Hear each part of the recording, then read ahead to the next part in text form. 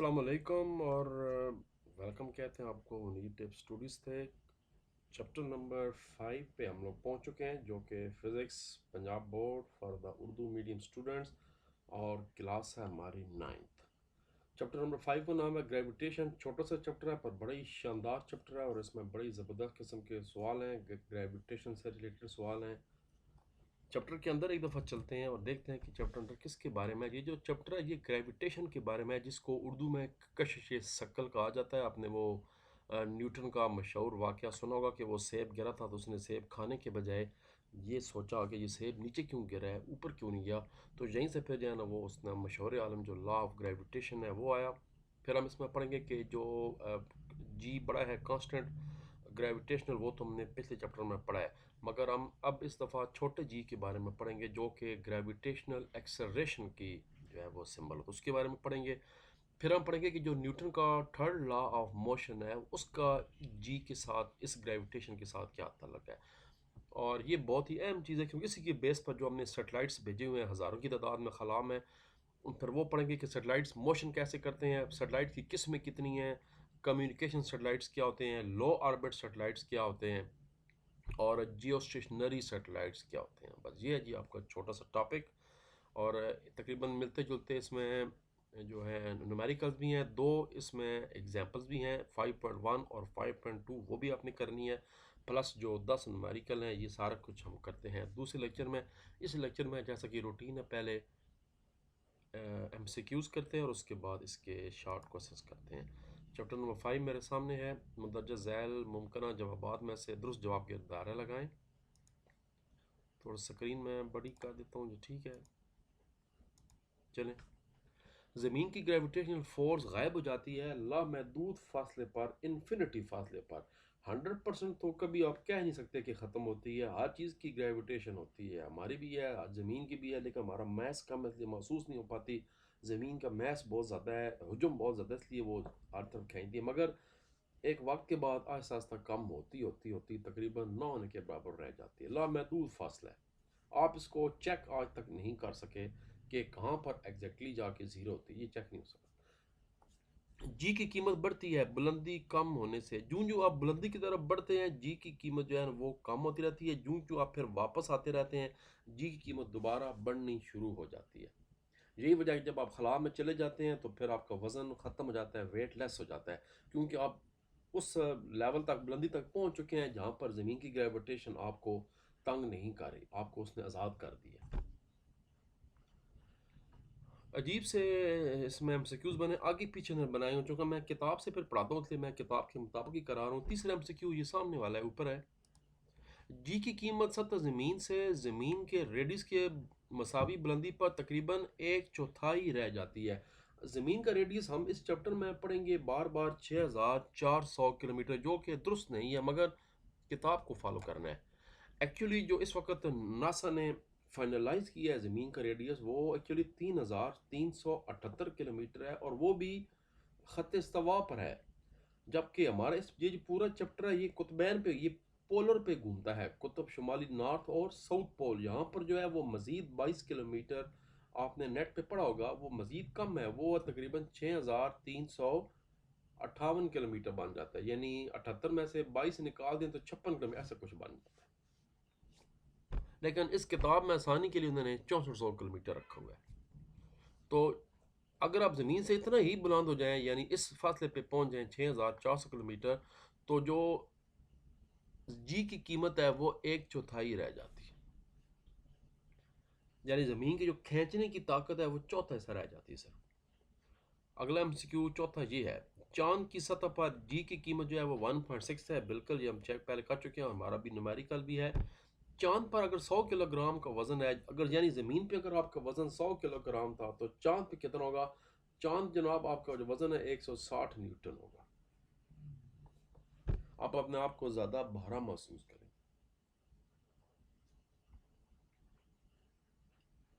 अगला सवाल है पांचवा, ये खैर से ये है।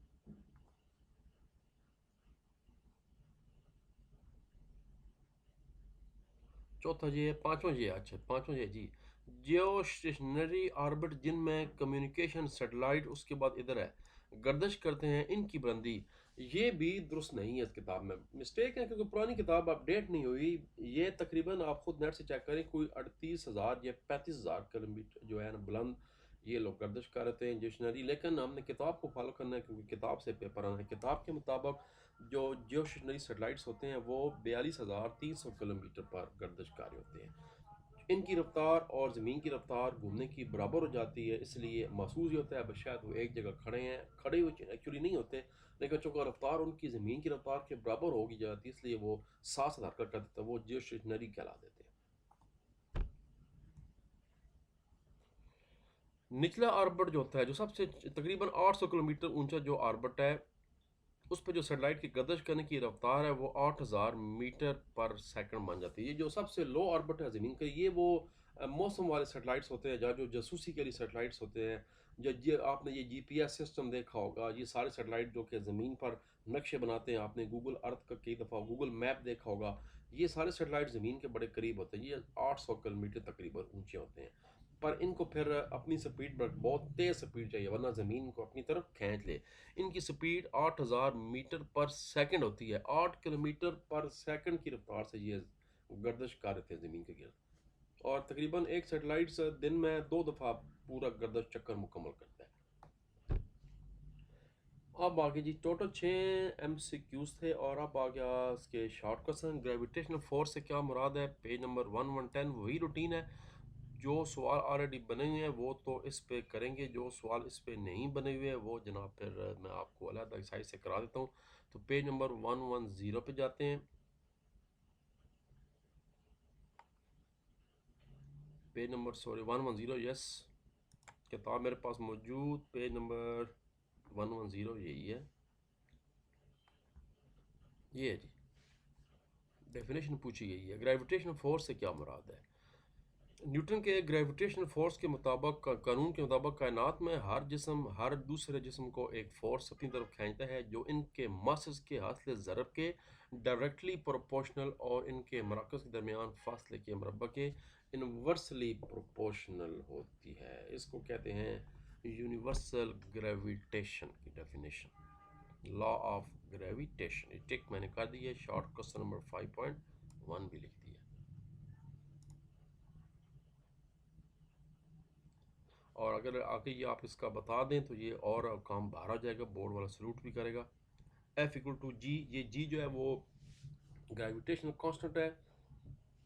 तो उसके बाद मैस 1 है, मैस 2 ओवर डी। डी जो है वो डिस्टेंस, ये इन दोनों फल के दरमियान जो डिस्टेंस है वो डी है। बेहतर है साथ थोड़ा सा ये वाला मेंशन कर दें जो आपका फार्मूला भी है। अगला सवाल देखते हैं, क्या आप ज़मीन को खींचते हैं या ज़मीन आपको खींचती है? कौन ज़्यादा फोर्स से खींचता है, आप या ज़मीन? भाई बड़ी ज़बरदस्त बात कर देती है। और ये वही, इसका जवाब यही है जो अपने पास से देना होगा। इसका जवाब किताब के अंदर नहीं है, समझ के जवाब देना है। इसका जवाब मैंने बाकायदा लिखा हुआ है, आपको मैं दिखा देता हूँ कि इसका जवाब कहाँ पर है।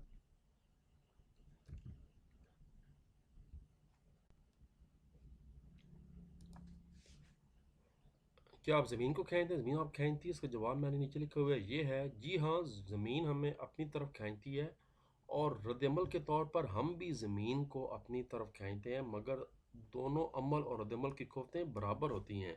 जिस ताकत से ज़मीन हमें खींच रही है, हम उसी ताकत से ज़मीन को भी खींच रहे हैं। Every action has reaction. मैंने बताया था इस चैप्टर में ग्रेविटेशन को न्यूटन के थर्ड लॉ ऑफ मोशन के साथ मुंसलिक किया गया है। तो इसका जवाब सिर्फ एक लाइन का इतना ही बनता है, मज़ीद मिसाला लगाने की ज़रूरत नहीं है। मैं एक दफ़ा चेक कर लूँ हमारी रिकॉर्डिंग हो रही है या नहीं, कई दफ़ा गड़बड़ हो जाती है। जी हाँ, ज़मीन हमें अपनी तरफ खींचती है और रद्दमल के तौर पर हम भी ज़मीन को अपनी तरफ खींचते हैं, मगर दोनों अमल और रद्दमल की क़ुव्वतें बराबर होती हैं। चक्कर सिर्फ यह है कि हमारा हुजम बहुत कम है, ज़मीन का हुजम हमसे बहुत ज़्यादा है, इसलिए वो ज़्यादा महसूस होती है कि हमें दे रही है। अगला सवाल है 5.4, फील्ड फोर्स क्या होती है? पेज नंबर 112, ये किताब के अंदर है। तो किताब के अंदर जो चीज़ है वो पहले करते हैं। 112 पेज आ गया जी, ज़मीन की फोर्स। ये आपको मैं बता रहा था कि जो एग्जाम्पल नंबर 5.1 है ये पेपर में आ जाती है, ये लाजमी करनी है आपने, और 5.2 भी करनी होगी। ये सवाल है, ग्रेविटेशनल फोर्स एक गैर मुतसिल यानी नॉन कंटैक्ट फोर्स है। मिसाल के तौर पर अगर आप ऊपर फेंके गए जिस्म की स्पीड जो है वो कम होती चली जाती है। हम पढ़ चुके हैं कि वो जूं जूं बुलंदी पे जाएगा ग्रेविटेशन कम होती जाएगी, लेकिन वापसी पर उसकी स्पीड उल्टी बढ़ती चली जाती है। ज़मीन की इस ग्रेविटेशनल फोर्स के बायस है जो इस जिस्म पर अमल कारी है। ऐसी फोर्स को फील्ड फोर्स कहते हैं। लो जी, फिर जब आप ऊपर जा रहे हो, जब आप तेज़ी के साथ वापस नीचे आ रहे हो, तो जो ताकत आप पे असरकारी होती है उसको फील्ड फोर्स कहते हैं। फील्ड मतलब है मैदान, ज़मीन। ज़मीन की ताकत जो आपको आप तेज़ी से वापस खींच रही है उसको फील्ड फोर्स कहा जाता है। ये उसका जवाब आ गया। अगला सवाल, कदीम साइंसदानों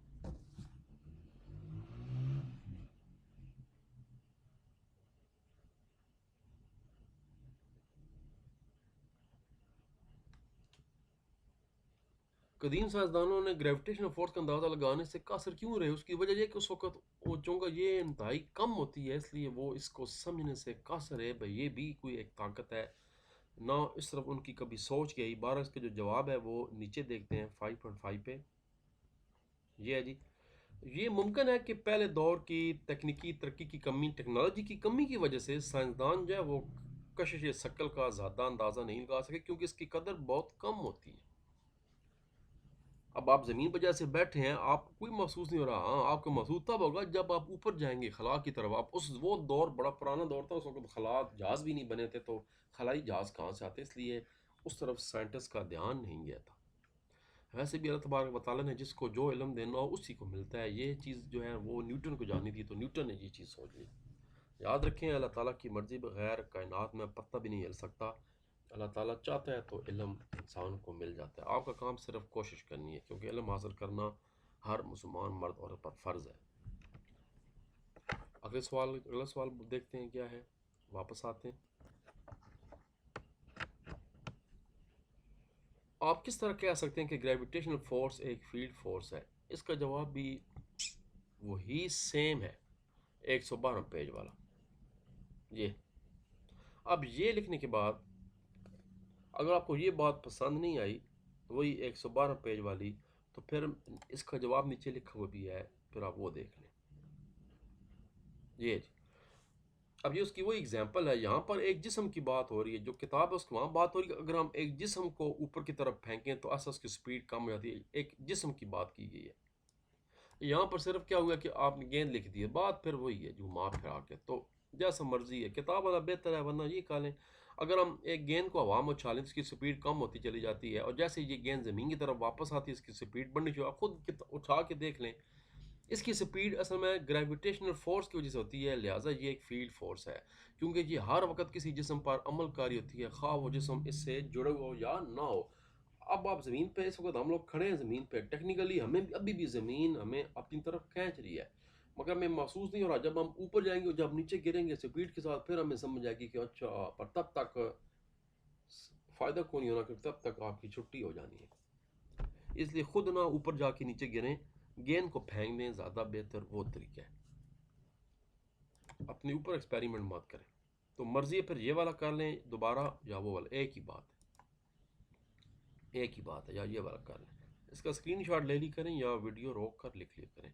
अगला सवाल है, ग्रेविटेशनल फील्ड की ताकत से क्या मुराद है, वजाहत करें। ये किताब के ऊपर है, पेज नंबर 113। ये है जी 5.7 मैंने मेंशन किया हुआ है। जितना हम ज़मीन से दूर होते हैं इतना ही ग्रेविटेशनल फील्ड कमज़ोर होती है, हम पढ़ चुके हैं बार बार। और ज़मीन की ग्रेविटेशनल फील्ड किसी जगह यूनिट मास पर अमल करने वाली ग्रेविटेशनल फोर्स इस जगह की ग्रेविटेशनल ताकत कहलाती है। किसी भी जगह पर इसकी कीमत जी की कीमत के बराबर होती है। छोटा जी है जिसको ग्रेविटेशनल एक्सेलरेशन कहा जाता है। यहाँ तक आपने करना है जी। ताकत, ग्रेविटेशनल फोर्स, और ये ग्रेविटेशनल फील्ड स्ट्रेंथ है, तकरीबन एक ही चीज़ है वो कह रहा है। अगला सवाल नंबर 8, ग्रेविटेशन का कानून हमारे लिए क्यों अहम है? ये किताब के अंदर नहीं है, मैं आपको जवाब लिखाता हूँ इसका। और न्यूटन के ग्रेविटेशन कानून की वजाहत करें। ये दोनों जो सवाल हैं 5.8 और 5.9, इसकी तकलीफ करना पड़ेगी आपको, थोड़ा सा ये नीचे चलना पड़ेगा। ये लें, ग्रेविटेशन का कानून हमारे लिए क्यों अहम है? क्योंकि जो कशिश शकल या ग्रेविटेशन का कानून है, ये आलमगीर अहमियत है। इसी की वजह से जो सूरज के गिर्द हमारे सारा है, ज़मीन है, मरीख है, ये हरकत कर रहे हैं, चाँद ज़मीन के गिर्द हरकत कर रहा है। फिर हमने जो सैटेलाइट्स फ़ज़ा में भेजे हुए हैं उनकी जो हरकत है, जिसको मसनूई सारे कहते हैं सैटेलाइट्स, वो इस चक्कर पे है। जो मौसम आता है, चेंज होता है, बारिशें होती हैं, सारा कुछ ग्रेविटेशन की वजह से होते हैं, पानी के बहाव होते हैं, ये सारा का सारा ग्रेविटेशन के तहत है। अगर आप टेक्निक देखें तो पूरे कायनात में ग्रेविटेशन का काम है, हर चीज़ एक दूसरे को खींचती जा रही है। हमारा जो सूरज है वो अपनी कहकशां के गिर्द है चल रहा है, अब हमारी कहकशां किसी बड़ी कहकशां में होगी, तो ये सारा निज़ाम है अल्लाह ताला का। अगला सवाल है, न्यूटन के ग्रेविटेशन कानून की वजाहत करें। ग्रेविटेशन के कानून के अनुसार मैस यानी आपका जो हजम है या फिर फासला डिस्टेंस पर होता है। अगर दो अजसाम का मैस बहुत ज़्यादा हो, यानी उनका जो वज़न जिसको आप कहते हैं किलोग्राम है, तो इनके दरमियान जो कशिश की फोर्स है वो ज़्यादा होगी। अगर इनका मैस कम होगा तो इतनी कशिश कम होगी। अब ज़मीन के मुकाबले में इंसानों का मैस बहुत कम है, इसलिए हम एक दूसरे दोस्तों को जब मिलते हैं तो हमें वो आपस में खींचते को नहीं, वरना टकरा के अब तक छुट्टी हो चुकी होती, बल्कि बहुत कम हमारा ग्रेविटेशन, लेकिन ज़मीन हम अपनी तरफ खींच लेती है। अगर दो अजसाम के दरमियान फासला ज़्यादा हो तो ग्रेविटेशन फोर्स कम होगी, और अगर फासला कम हो तो फोर्स ज़्यादा होगी। बार बार हम एक जैसी चीज़ें पढ़ते जा रहे हैं, नए नए अल्फाज, चीज़ सेम। इसके लिख लें। अगला सवाल अब 5.10 किताब के ऊपर है, ज़मीन का मास किस तरह मालूम किया जा सकता है, पेज नंबर 113। लो जी, ज़मीन का मास आ गया और यहाँ से आपने शुरू करना है। पहले आप लिखेंगे जनाब, हेडिंग देंगे ज़मीन का मास, और यहाँ पर लिखेंगे आप मुसावात 5.7 कौन सी है। यहाँ पर 5.7 लिखने के बजाय ये वाली मुसावात लिखनी है, ये ME यानी mass of earth equal to radius उसका स्क्वायर और gravitational acceleration divided by gravitational constant, यानी यहाँ पर ये लिखना है आप, ये मुसावात ME equal to R square G over G में कीमतें दर्ज करने से ज़मीन का मैस मालूम किया जा सकता है। आपको कीमत पता है, रेडियस ज़मीन का किताब के मुताबिक 6400 किलोमीटर, अब उसको मीटर में कन्वर्ट करना है तो ये बन जाएगा 6.4 इंटू 10⁻⁶। और उसके बाद छोटी जी की वैल्यू आपको पता है कि 10 मीटर पर स्क्वायर होती है। चांद का आपको पता है 1.6 होती है, जबकि अभी हम मरीख की भी निकालेंगे न्यूमेरिकल में। और जो ग्रेविटेशनल कांस्टेंट है, हम पिछले चैप्टरों से पढ़ते आ रहे हैं, वो 6.673 मल्टीप्लाई बाय 10⁻⁻11 है, newton meter square kilogram square है। तो यहाँ पे जवाब आ जाएगा 6.0 ज़रबे 10। तो ये जी ज़मीन का वज़न है टोटल। अगर आपका वज़न 70 किलो है तो ज़मीन का वज़न सिर्फ 6 ज़रबे 10 की ताकत 24, यानी 6 लिख के आगे 24 सिफर लगाते हैं। अब गिन खुद हिसाब लगा लें कितना बनता है, मेरी तो कैलकुलेशन खरब के बाद ख़त्म हो जाती है। चुनाचा ज़मीन का मास 6 मल्टीप्लाई बाय 10⁻24 है, ये इसका जवाब है। अब हम अगले न्यूमेरिकल्स में बार बार ये तीनों चीज़ें पढ़ेंगे, जी की वैल्यू, बड़े जी की वैल्यू, रेडियस कितना होता है 6400 किलोमीटर, और ज़मीन का मास, ये बार बार चार चीज़ें आगे जाके हम लोग पढ़ेंगे। और ये फार्मूला भी हम आगे न्यूमेरिकल में यूज़ करेंगे, और ये फार्मूला भी न्यूमेरिकल में यूज़ हो सकता है, इसका चांस कम है, ये इस्तेमाल होगा ज़्यादा। हाँ जी, आगे आते हैं और अगला सवाल है, क्या आप चांद का मास मालूम कर सकते हैं। बिल्कुल जी, चांद का मास भी मालूम कर लेते हैं। और अगर आप कर सकते हैं तो इसके लिए आपको किस चीज़ की ज़रूरत होती है। इसके लिए चांद को उठाने की ज़रूरत नहीं होती, क्योंकि वो हमसे नहीं उठाया जा सकता। इसके लिए जो चीज़ ज़रूरत होती है वो है 5.11 सवाल, जो कि नीचे ले मैंने लिखा हुआ है। जनाब, मुंदरजा ज़ैर फार्मूले की मदद से चांद का मास मालूम किया जा सकता है। यही फार्मूला जो अभी हमने ज़मीन का मैस मालूम करने के लिए किया था। तो चांद का मास मालूम करने के लिए जो चांद का रेडियस है वो मालूम होना चाहिए, जैसे हमें पता है कि ज़मीन का रेडियस 6400 है। दूसरा, हमें जी की वैल्यू मालूम होनी चाहिए। जो जी है हमारा ज़मीन का वो तो 10 है, लेकिन जो चांद का जी है वो 1.62 है। तो अब आप कैलकुलेशन जब करेंगे तो आपको उसका मैस मालूम हो जाएगा। यहाँ ये नहीं बताना था कि कैसे करना है, सिर्फ उसने कहा था कि किस फार्मूले से कर सकते हैं। बिल्कुल कर सकते हैं। ये आपकी किताब में इन तमाम जो हमारे ये सारे हैं प्लैनेट्स, इनका मास, सॉरी, इनकी ग्रेविटेशनल यहाँ पर फोर्स लिखी हुई है। अभी आपको मैं, ये नीचे एक टेबल है, मैं आपको दिखाता हूँ, इसको बेशक नोट कर लें, ये MCQs भी आ जाएंगे। अभी एक न्यूमेरिकल में भी इसका इस्तेमाल होगा। ये सूरज का 274.2 है जी, मरकरी का 3.7 है, ज़मीन का हम ऊपर देख चुके हैं 10 है, वीनस का 8.87 है, चांद का 1.62 है, मरीख का कम है 3.73 है, और जो मुश्तरी है वो 25.94 है। ज़मीन का भी हम मालूम कर चुके हैं भाई, ये ज़मीन का रेडियस भी मालूम कर लिया 6400, और यहाँ पर मालूम करना है तो ये जनाब ज़मीन का जो है वो 10 होता है। अभी हमने ये ज़मीन का 10 मीटर पर सेकंड होता है जो ग्रेविटेशनल एक्सेलरेशन है। अगला सवाल चलते हैं। अब सवाल बाकी सारी किताबों के ऊपर है, मेरा ख्याल है बिल्कुल सही है। जी की कीमत मुख्तलिफ जगह पर मुख्तलिफ क्यों होती है? पेज नंबर 114, मैं 5.12 करा रहा हूँ, पेज नंबर 114 पे चलते हैं। ये है जी क्वेश्चन नंबर 5.12, मुसवात 5.6। अब वही बात है कि 5.6 के बजाय आपने यहाँ पर ये वाली मुसवात लिखनी है, ये 5.6 लिखनी है। ये थोड़ा सा माउस खरबान है इसलिए ये लिखनी है आपने कि G equal to G into M E और आर स्क्वायर, बड़े ये हम इस्तेमाल करेंगे बार बार अभी आने वाले न्यूमेरिकल में। इस फार्मूले को इसको रट लें तो यहाँ पर ये लिखना है, इससे ज़ाहिर कि ज़मीन पे जो ग्रेविटेशनल एक्सेलरेशन है उसकी कीमत के अनुसार ज़मीन के रेडियस पर है। जी की कीमत ज़मीन के रेडियस के मुरब्बा के इन्वर्सली प्रोपोर्शनल होती है। यही वजह है कि ये बुलंदी के साथ साथ कम होती जाती है, और लेकिन जिस्म की बुलंदी सतह समुंदर से ऊंचाई होती है। पहाड़ों की निस्बत जो है वो समुद्र में जी की कीमत ज़्यादा होती है, क्योंकि जो समुद्रों की सतह है बिल्कुल नीचे वो ज़मीन के बिल्कुल लेवल पर है। तो आप समुद्र में हो उस वक्त तो आपको और तरह की जी होगी, लेकिन अगर आप पहाड़ पर खड़े हो तो आपको जी डिफरेंट, क्योंकि जाहिर बात है पहाड़ सतह समुद्र से ऊंचा होता है। ये सतह समुद्र बताई गई है, समुद्र की तय नहीं बताई गई, ये समझने वाली बात है। अगर सपोज मारियाना ट्रेंच 11 किलोमीटर गहरा है तो ये उसकी बात नहीं की गई सतह समुद्र की, यानी जहाँ से समुद्र शुरू हो रहा है वहाँ की बात की गई सतह समुद्र। नीचे तो फिर और ज़्यादा होगी, नीचे तो बहुत ही ज़्यादा प्रेशर होता है। वो चंद दिन पहले आपने वो देखोगा, वो जो छोटी आप दोस्त गई थी टाइटैनिक को देखने के लिए, तो वो फट गई प्रेशर से। वो तो पानी का भी बहुत ज़्यादा प्रेशर होता है और ज़मीन का अपना प्रेशर भी है। जी की कीमत बुलंदी के साथ किस तरह तब्दील होती है, वजाहत करें।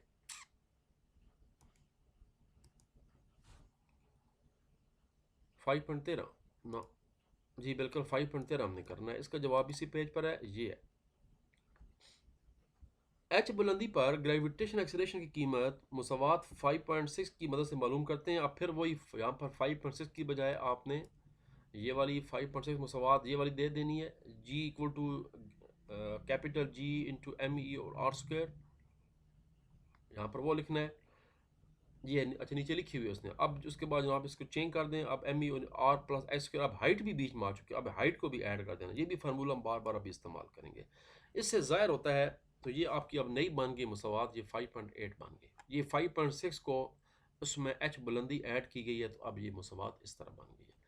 इससे ज़ाहिर होता है कि ज़मीन की सतह से ज़मीन की एक रेडियस के बराबर मजीद बुलंदी पर जी की एक चौथाई चौथा हिस्सा रह जाती है। इस तरह ज़मीन की सतह से ज़मीन के दोगुना रेडियस पर बुलंदी ज़मीन की कीमत टोटल 9वां हिस्सा रह जाती है। अगर आप 6400 किलोमीटर बुलंदी पे जाएं तो ग्रेविटेशनल फोर्स चौथा हिस्सा रह जाएगी। अगर आप मजीद 64 यानी आप 12,800 किलोमीटर की बुलंदी पर जाएं तो वहाँ ग्रेविटेशन फोर्स सिर्फ 9वां हिस्सा रह जाएगी।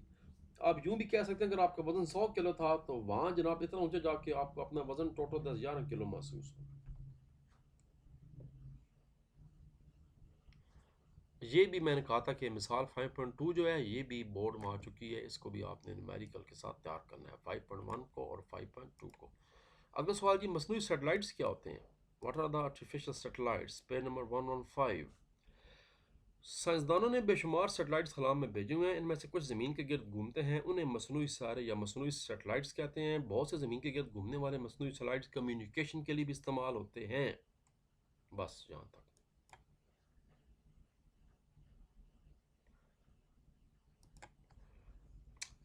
न्यूटन का ग्रेविटेशन का कानून सैटेलाइट्स की मोशन में समझने में किस तरह मदद करता है? Page number 116। लो जी 5.16 आ गया। 5.15, अच्छा 5.15 पहले करना है। अब जनाब समझने वाली बात है भाई, 5.15 में पहले ये ढाई लाइनें आपने लिखनी है। हर मसनूई सैटेलाइट्स को सेंट्रीपिटल फोर्स की ज़रूरत होती है जो इसे ज़मीन के गिर्द मोशन में बरकरार रखती है। अब ये कैसे होती है कि आपको मखसूस रफ्तार चाहिए जिस रफ्तार की वजह से ज़मीन की कशिश जो है ना वो तकरीबन निल हो जाए और वो उसको आज़ाद भी ना करे और उसको अपनी तरफ खींचे भी नहीं, तो फिर वो कोई भी चीज़ बजाय ज़मीन से बाहर या ज़मीन के अंदर आने के उसके गिर्द घूमनी शुरू कर दी जाती है। इसको सेंट्रीपिटल फोर्स कहते हैं। ज़मीन और मसनूई सैटेलाइट्स के दरमियान ग्रेविटेशनल फोर्स की ये कशिश ज़रूरी सेंट्रीपिटल फोर्स मुहैया करती है। ये लिखने के बाद ये फोर्स सैटेलाइट और ज़मीन के गिर्द ग्रेविटेशनल फोर्स की कशिश मुहैया करती है जो सैटेलाइट के वज़न mgh के मसावी हैं। उसके बाद नीचे एग्जांपल दे दें, इसकी इक्वेशन दे दें, FC = W = mgh। बस यहाँ तक ये जवाब था क्वेश्चन नंबर 5.15 का। अब जो क्वेश्चन नंबर 5.16 है उसका जवाब भी यही है, मगर उसका जवाब सिर्फ ये पहली वाली 4 लाइनें ये वाली। ये 5.16 का जवाब सिर्फ ये है, यहाँ से लेकर और यहाँ तक है। लेकिन वो जो अगर न्यूटन का जिक्र वो कह दे, सवाल में कर दे कि न्यूटन कानून किस तरह मोशन, तो फिर उसके साथ आपने ये वाली भी 2 लाइनें लिखनी थी और फिर एक ये वाली स्टेटमेंट इक्वेशन भी लिखनी थी। ये था 5.15, लेकिन 5.16 सिर्फ ये लाइन बस। 5.17 जो स्टेशनरी ऑर्बिट में कम्युनिकेशन सैटेलाइट्स क्यों भेजे जाते हैं? क्योंकि कम्युनिकेशन सैटेलाइट्स बहुत दूर होते हैं, जिस पे आप टीवी चैनल्स वगैरह देखते हैं, सारा कुछ है। 115 पेज है जी। हाँ जी। अच्छा, ये जो सवाल अभी लिखाया था सैटेलाइट्स क्या होते हैं, इसमें आप एग्जांपल दे सकते हैं। यहाँ तक करने के बाद साइंसदानों ने बेशुमार सैटेलाइट्स खला में भेजे हैं। इनमें से कुछ ज़मीन के गिर्द घूमते हैं, उन्हें मसनूई सारे या मसनूई सैटेलाइट्स कहते हैं। बहुत से ज़मीन के गिर्द घूमने वाले मसनूई सैटेलाइट्स कम्युनिकेशन के लिए इस्तेमाल होते हैं। ये करने के बाद ये भी बता दें, इस तरह जो जियो स्टेशनरी सैटेलाइट होता है उसका ज़मीन के मरकज़ से फासला तकरीबन 42,300 किलोमीटर होता है। ज़मीन के लिहाज से इसकी स्पीड 0 होती है, क्योंकि दोनों एक ही रफ्तार से गर्दिश कर रहे होते हैं। ज़मीन की रफ्तार भी और इसकी रफ्तार भी बराबर होती है। अब असल सवाल का जवाब आ गया। जो आखिरी सवाल हमारा, कम्युनिकेशन सैटेलाइट्स जियो स्टेशनरी ऑर्बिट में क्यों, सबसे आउटर मोस्ट ऑर्बिट होता है जनाब। कम्युनिकेशन सैटेलाइट ज़मीन के गिर्द अपनी गर्दश 24 घंटों में मुकम्मल करते हैं। चूँकि ज़मीन के अपने एक्सेस के गिर्द गर्दश भी 24 घंटे ही है, इसलिए कम्युनिकेशन सैटेलाइट्स बज़ाहिर ज़मीन के लिहाज से साकन नज़र आते हैं। यही वजह है कि ऐसे सैटेलाइट्स का जो ऑर्बिट है वो जियो स्टेशनरी ऑर्बिट कहलाता है। इन सैटेलाइट से सिग्नल वसूल, चूँकि सिग्नल वसूल आपने टीवी चैनल देखने हैं, लाइव मैचेस देखने हैं, तो पहले ज़मीन से जो मैच हो रहा है उसको सैटेलाइट पे भेजा जाएगा। अब अगर सैटेलाइट अपनी जगह बदल रहा हो, ड्रिफ्टिंग कर रहा हो, फिर तो मसला बन जाना है। तो इसलिए वो फिर उसी जगह पे खड़ा रहता है। खड़ा नहीं रहता, मैं बस समझाने के लिए कह रहा हूँ, वरना तो वो और ज़मीन दोनों एक ही रफ्तार से घूम रहे, इसलिए वो खड़ा हुआ महसूस होता है। फिर वहाँ से वो दोबारा सैटेलाइट सिग्नल फ़ज़ा में फैला देता है और जगह जगह फिर दुनिया के हिस्से में लोग अपनी सैटेलाइट्स की मदद से, डिश एंटीना की मदद से वो डाटा देखते हैं और लाइव मैच देखते हैं। तो ये सारा चक्कर होता है। इसलिए ये सैटेलाइट्स जो आपकी कम्युनिकेशन और जो आप लाइव मैच देखते हैं, आजकल वो क्रिकेट का भी मेरा ख्याल है वर्ल्ड कप हो रहा है, तो ये सारे जो स्टेशनरी जो सैटेलाइट्स हैं ये उनके ज़रिए कम्युनिकेशन मुमकिन होती है। जो मौसम वाले सैटेलाइट्स हैं वो और ऑर्बिट वो करीब होते हैं ज़मीन के बहुत ज़्यादा, और वो ज़मीन के 2 दफ़ा चक्कर लगाते हैं। जीपीएस, फिर एक और शॉर्ट क्वेश्चन एक्स्ट्रा आ सकता है, जीपीएस सैटेलाइट्स क्या मतलब है? वेरी वेरी, ये समझे आप 5.18 बन 18वां शॉर्ट बन गया कि जीपीएस सैटेलाइट से क्या मुराद है। ये ग्लोबल पोजिशनिंग सैटेलाइट सिस्टम है पूरी दुनिया में, जो कि 24 सैटेलाइट्स हैं, और ये सैटेलाइट दिन में 2 मरतबा ज़मीन के गिर्द 3.87 किलोमीटर फ़ी सेकंड, यानी ये जनाब आपका बन गया 3870 किलोमीटर फ़ी घंटा की रफ्तार से ज़मीन के गिर्द गर्दिश करते हैं। नहीं जी नहीं, 3.87 पर सेकंड है। इसको 3600 ज़रूरत देनी पड़ेगी। ये कोई यार 12 ज़्यादा 21-22 हज़ार किलोमीटर बना। आप खुद इसको कैलकुलेट कर लें, किलोमीटर पर सेकंड है। 1 सेकंड में 387, तो 1 मिनट में ज़रबे 60 कर दें, तो फिर उसको मज़ीद ज़रबे 60 करें, फिर घंटे की स्पीड निकल आएगी। और ये जो आप गूगल मैप देखते हैं, ये गूगल मैप इन्हीं जीपीएस सैटेलाइट की वजह से मुमकिन है। इसमें वो ज़मीन का लॉन्गिट्यूड और लैटिट्यूड मालूम होता है। तो ये थे जी आपके जनाब शॉर्ट क्वेश्चन वाला मामला। अब बारी है हमारे जो उसके बाद लॉन्ग क्वेश्चंस हैं। लॉन्ग क्वेश्चन सारे के सारे चूँकि बता अपने पास से करने हैं। इन 10 लॉन्ग सवालों के अलावा 2 जो सवाल हैं वो एक्सरसाइज के थे, 5.1 5.2, टोटल 12 सवाल हैं। तो शुरू कर देते हैं जनाब। पहला सवाल गोलों वाला, और ये गोलों वाला सवाल वही है जो कि यहाँ पर ऊपर हमने 5.1 एग्जाम्पल भी ली है। सेम वही सवाल है, यहाँ पर भी 2 गोले हैं, मैं अभी आपको बताता हूँ, मगर थोड़ा सब्र करें ना जी, ज़रा टुन टुन सुन लें। अगले वीडियो पे लॉन्ग सवाल करते हैं जी। हाफिज़, पाकिस्तान जिंदाबाद।